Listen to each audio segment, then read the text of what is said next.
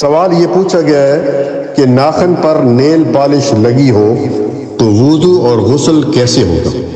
اور میں اس میں ایک سوال کا اضافہ کروں گا کہ خواتین جو لپسٹک لگا کر شادی کی تقریب میں جاتی ہیں ان کا بھی وضو ہوگا کہ نہیں؟ معزز خواتین، کیونکہ یہ سوال خواتین سے ریلیٹڈ ہے، یاد رکھیں کہ ہر وہ چیز جو کہ جسم میں پانی پہنچنے میں رکاوٹ بنے، وہ نیل پالش کی شکل میں ہو یا لپسٹک لگی ہو یا کوئی اور ایسی چیز جس سے جسم کے کسی حصے میں تہ جم جاتی ہے اور پانی وہاں تک نہیں پہنچتا، تو اس سے نہ وضو ہوتا ہے نہ غسل جنابت ہوتا ہے۔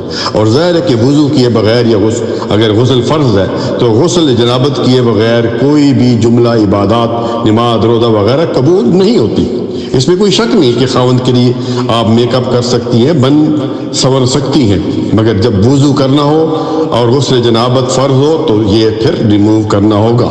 دیکھیے رسول اللہ صلی اللہ علیہ وسلم نے ایک شخص کو دیکھا وضو کرتے ہوئے جس کی پاؤں کی ایک ایڑی وہ خشک رہ گئی تھی۔